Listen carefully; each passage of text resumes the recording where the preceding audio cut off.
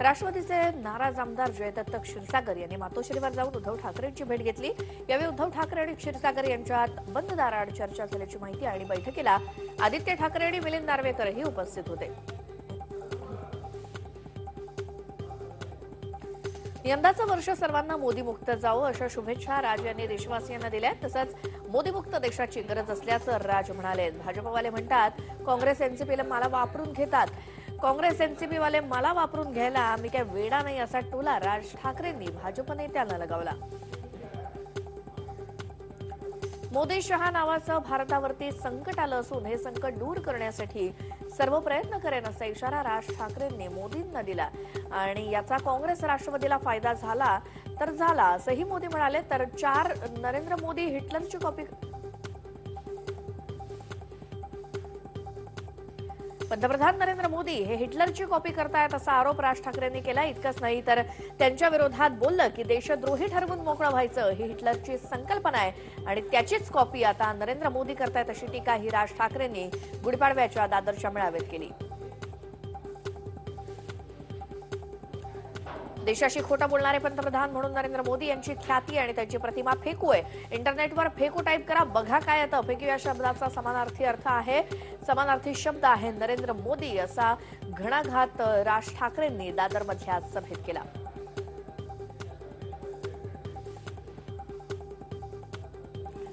काँग्रेसचा जाहीरनामा हा ढकोसला पत्र असल्याचा पुनरुच्चार नांदेडमधल्या सभेत मोदींनी केला। मोदींनी मराठीतून भाषणाला सुरुवात केली।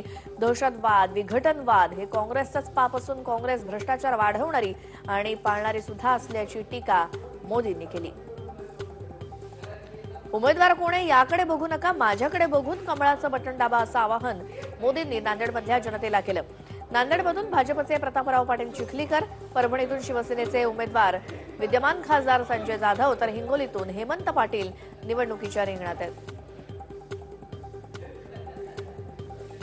काँग्रेसची अवस्था टायटॅनिक जहाजासारखी झाली आहे। हे जहाज रोज बुडत चाललंय। या जहाजात बसलेल्या राष्ट्रवादीसारख्या पक्षांचीही तीच गत झाली आहे। या जहाजातील नेते मंडळी जीव वाचवण्यासाठी सैरावैरा पळतायत। शरद पवार यावेळी निवडणूक लढत नाहीयेत, त्यांचे विश्वासू प्रफुल्ल पटेल यांनीही पळ काढलाय। सगळेच घाबरून मैदान सोडत असल्याचं मोदी म्हणाले।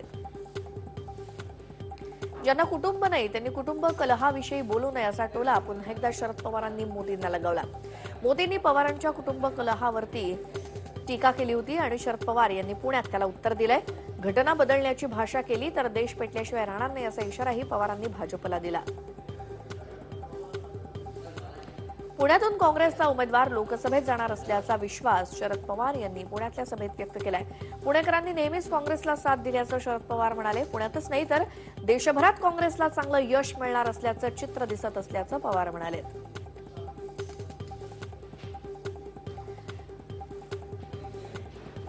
ज्यांना देशाच्या सेनेबद्दल स्वाभिमान अभिमान नाही अशांच्या हाती हा देश का देणार असा सवाल करत मुख्यमंत्री फडणवीस यांनी महायुतीच्या उमेदवाराला विजयी करण्याचं आवाहन यवतमाळमध्ये केलं। यवतमाळ जिल्ह्यातल्या आर्णी इथे हंसराज अहिर यांच्या प्रचारासाठी फडणवीस गेले होते। मोदींच्या हाती देश आणि संविधान सुरक्षित असल्याचं फडणवीस म्हणाले। जळगावचे राष्ट्रवादीचे उमेदवार गुलाबराव देवकर आणि भाजपच्या स्मिता वाघ यांच्यात बंद दाराआड चर्चा झाली। भाजपनं स्मिता वाघ यांना लोकसभेची उमेदवारी दिली होती, मात्र स्मिता वाघ यांच्या जागी आता उन्मेष पाटील यांना भाजपनं उमेदवारी दिली आहे, त्यामुळे स्मिता पाटील नाराज आहेत। जळगाव लोकसभा मतदारसंघातील भाजप शिवसेना महायुतीचे उमेदवार आमदार उन्मेष पाटील यांच्या प्रचाराचा गुढीपाडव्याच्या मुहूर्तावरती शुभारंभ झाला।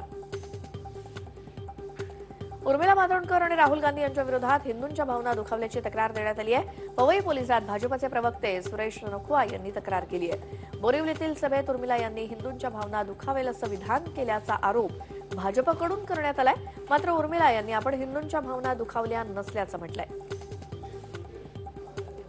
उद्धव ठाकरेंच्या दौऱ्यादरम्यान आचारसंहिता भंग केल्याप्रकरणी गुन्हा दाखल करण्यात आलाय। उद्धव ठाकरेंच्या स्वागतासाठी कोणतीही परवानगी न घेता फलक लावण्यात आले होते। भाजपचे जालन्यातील उमेदवार रावसाहेब दानवे यांच्या उमेदवारी अर्जावरती आक्षेप घेण्यात आलाय।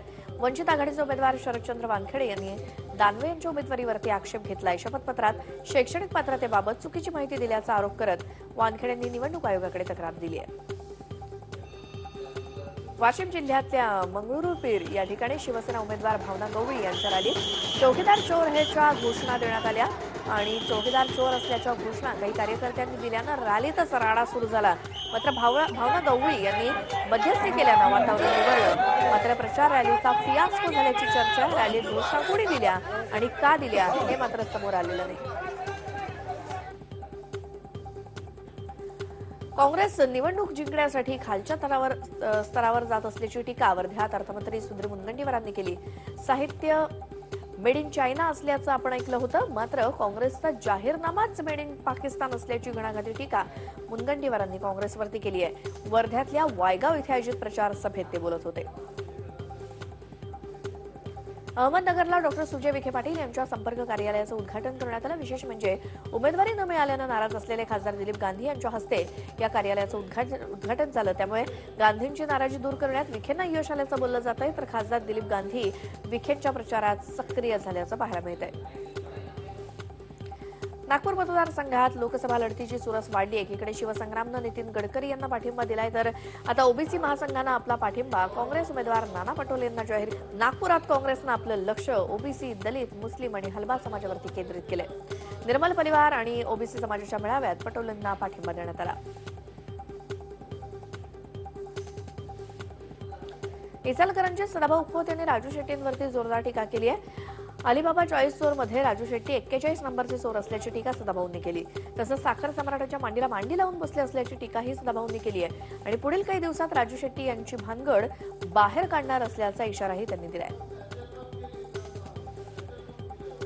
उदयनराजेंनी मोदींच्या मन की बातची जोरदार खिल्ली उडवली आहे. मोदी मन की बात मध्ये ऐसा करेंगे वैसा करेंगे असं सांगतात. तरुणांना वाटतं आता डिस्को होईल, प्रगती होईल, मात्र होत तर काहीच नसल्याची टीका उदयनराजेंनी केली आहे. साताऱ्याचे महाआघाडीचे उमेदवार उदयनराजे यांचा प्रचार दौरा कराडमध्ये होता आणि यावेळी त्यांनी मोदींवरती टीका केली. मावळमध्ये पार्थ पवारांच्या प्रचारासाठी त्यांच्या आई सुनेत्रा पवार सक्रिय झाल्या होत्या. निवडणुकीत पार्थ विरोधकांकडून अनेकदा ट्रोल होतोय, पण त्याचा मतदारांवर काही एक फरक पडणार नसल्याचं सुनेत्रा पवार यांनी सांगितलंय. केंद्रीय मंत्री नितीन गडकरी यांनी पुन्हा एक मोठं विधान केलंय. आमच्या सरकारनं गेल्या 5 वर्षात चांगलं काम केलं नसलं तरच दुसऱ्यांना संधी मिळणार असल्याचं नितीन गडकरी म्हणाले. सरकारच्या गेल्या 5 वर्षांची कामगिरी लक्षात ठेवून लोक मतदान करणार असल्याचं गडकरी म्हणाले. सरकारनं चांगलं काम केलं तरच दुसरी संधी मिळणार असल्याचं नागपुरात गडकरी म्हणाले. आंध्र प्रदेशचे मुख्यमंत्री चंद्राबाबू नायडू यांनी प्रत्येक कुटुंबाला 2 लाख रुपये देण्याची घोषणा केली. टीडीपी पुन्हा सत्तेत आली तर प्रत्येक कुटुंबाला 2 लाख रुपये देणार असल्याचं त्यांनी जाहीरनाम्यात म्हटलंय. चंद्राबाबू नायडू आता प्रत्येक कुटुंबाला 2 लाख रुपये कसे देणार हा प्रश्नच आहे. मात्र मोदी आणि राहुल गांधी नंतर चंद्राबाबू नायडू यांचं नाव पैसे देण्याच्या यादीत जोडलं गेलंय.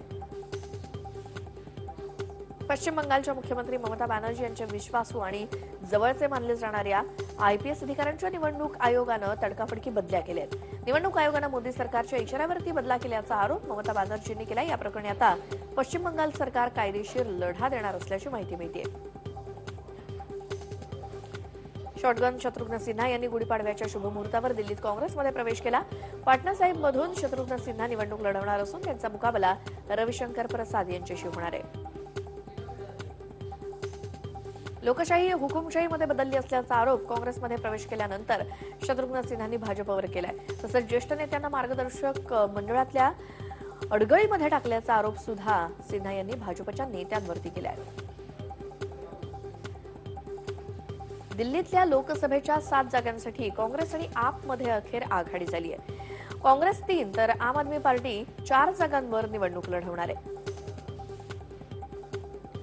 अडवाणीजी आमच्या वडिलांसारखेच आहेत. तुमच्या वक्त्यानं आम्हाला खूप त्रास झाला, तुमच्या वक्तव्यानं आम्हाला खूप त्रास झाला. कृपया भाषेची मर्यादा ठेवण्याचा प्रयत्न करा अशा शब्दात राहुल गांधी यांना केंद्रीय मंत्री सुषमा स्वराज यांनी फटकारलंय.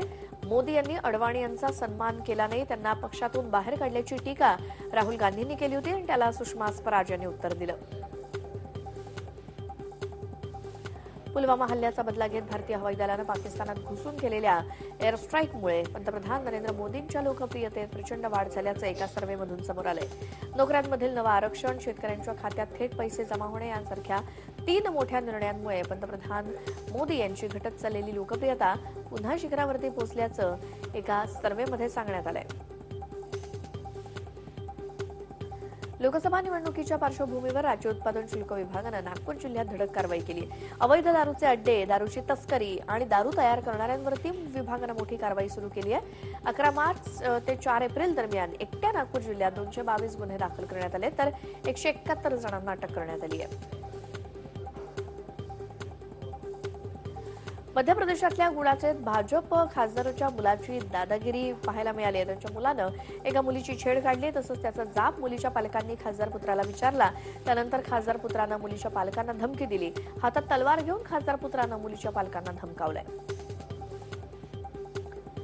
आक्षेपार्ह वर्तन करणाऱ्या तरुण आणि तरुणीला पोलिसांनी ताब्यात घेतलं होतं। मात्र पोलिसांनी ताब्यात घेतल्यानंतर तरुण आणि तरुणीनं पोलिसांसोबत वादावादी केली। तरुणीने या पोलिसांना मारहाण सुद्धा केली आहे। पोलीस आणि तरुणींमध्ये सुरू असलेली वादावादी दिल्लीमध्ये चर्चेचा विषय ठरली। पोलीस आणि तरुणांमधल्या वादावादीचा व्हिडिओ चांगलाच व्हायरल झालाय। कल्याण बदलापूर महामार्गावरती भेंडीपाडा इथे पाईपलाईन फुटल्यानं लाखो लिटर पाणी वाया गेलं। पाईपलाईनचा व्हॉल्व गंजल्यामुळे पाईपलाईन फुटली। कोल्हापूर जिल्ह्यातल्या चंदगडमध्ये शस्त्र विक्री करणाऱ्या टोळीचा पर्दाफाश करण्यात पोलिसांना यश आले। पोलिसांनी दोघांना अटक केली। त्यांच्याकडून 4 देशी पिस्तूल, 8 जिवंत काडतुसं जप्त केली आहेत। सरबत बनवण्यासाठी विविध घातक केमिकल्सचा वापर केला जात असल्याचं समोर आलंय। डोंबिवलीत एका जाणकारानं हे सरबत कसं बनवलं जातं याचं प्रात्यक्षिक दाखवलं। केमिकलच्या सहाय्यानं सरबत बनवून नागरिकांच्या आरोग्याशी खेळ सुरू असल्याचं यातून समोर आलंय। वाढत्या उन्हात प्राण्यांची गैरसोय होऊ नये म्हणून सोलापुरातील महात्मा गांधी प्राणी संग्रहालयामध्ये कूलर लावण्यात आले। या प्राणी संग्रहालयामध्ये उत्तर प्रदेशातून 4 बिबटे आणण्यात आले, त्यांच्यासाठी कूलर लावले। बहुजन विकास आघाडीचे माजी खासदार बळीराम जाधव यांना एकाच दिवशी मातृ आणि बंधू शोक झालाय। भाऊ सुभाष जाधव यांचं 55व्या वर्षी सकाळी 10च्या सुमारास हृदयविकाराच्या झटक्यानं निधन झालं, तर संध्याकाळी 5च्या सुमारास आईचं 95व्या वर्षी वृद्धापकाळानं निधन झालं। वसई तालुक्यातल्या सायवन इथे दोघांवर काल रात्री अंत्यसंस्कार झाले। मुंबईतच तिन्ही मार्गांवर मेगाब्लॉक आहे। सकाळी 11 ते संध्याकाळी 4 दरम्यान मेगाब्लॉक असणार आहे। मध्य, पश्चिम आणि हार्बर मार्गावर सकाळी 11 ते दुपारी 4 वाजेपर्यंत ब्लॉक असेल। काश्मीरमधील सोपारा भागामध्ये लष्करी जवानाची दहशतवाद्यांनी हत्या केली आहे। मोद रफी याहू असं शहीद जवानाचं नाव आहे। मोद रफी यांच्या घरामध्ये घुसून त्यांची हत्या करण्यात आली आहे। सुट्टीत रफी हे घरी आले होते। पाकिस्तानात दहशतवाद्यांचा खात्मा करायचा नाही तर दहशतवाद्यांना खतपाणी घालण्यातच पाकिस्तानला रुची असल्याचा आरोप संरक्षण मंत्री निर्मला सीतारामन यांनी केलाय। गुजरातमधील वडोदरा इथे त्या बोलत होत्या। मोदी सरकार आणि या आधीच्या सरकारनं सुद्धा पाकिस्तानला दहशतवाद्यांचे पुरावे दिलेत, मात्र त्यावरती पाकिस्तानकडून कारवाई झाली नसल्याचं निर्मला सीतारामन म्हणाल्या। मुंबईनं हैदराबादला त्यांच्याच मैदानावरती रोखलं। 137 धावांच्या माफक आव्हानाचा पाठलाग करताना हैदराबादचा डाव केवळ 96 धावात आटोपला आणि मुंबईनं सामना 40 धावांनी जिंकला आणि आपली विजयी लय कायम राखली। आपला पहिला IPL सामना खेळणारा अल्झारी जोसेफ यानं 6 बळी टिपत मुंबईला कठीण वाटणारा विजय मिळवून दिला। घरच्या मैदानावर खेळवण्यात आलेल्या सामन्यात चेन्नई सुपर किंग्सनं पंजाबवर 22 धावांनी मात करत चौथ्या विजयाची नोंद केली आहे। 161 धावांचं आव्हान घेऊन मैदानात उतरलेला पंजाबचा संघ 138 धावांपर्यंतच मजल मारू शकला। मिस वर्ल्डचा किताब जिंकणारी मनुषी छिल्लर सध्या तिच्या फोटोशूटमुळे भलतीच चर्चेत आहे। स्प्रिंग कलेक्शनसाठी मनुषीनं फोटोशूट केलंय। नववधूचे कपडे घातल्यानंतर मनुषी अधिकच सुंदर दिसते, त्यामुळे तिच्या फोटोशूटची चांगलीच चर्चा आहे। 2017 साली मनुषीनं मिस वर्ल्डचा किताब पटकावलाय। आणि गुढीपाडव्याच्या दिवशी शुभेच्छा देताना तिळगुळ घ्या गोडगोड बोला असं ट्विट केल्यानं अभिनेत्री भूमी पेडणेकर ट्रोल झाली आहे। भूमी पेडणेकर मराठी सण विसरल्याची टीका देखील ट्रोलर्सनी केली आहे।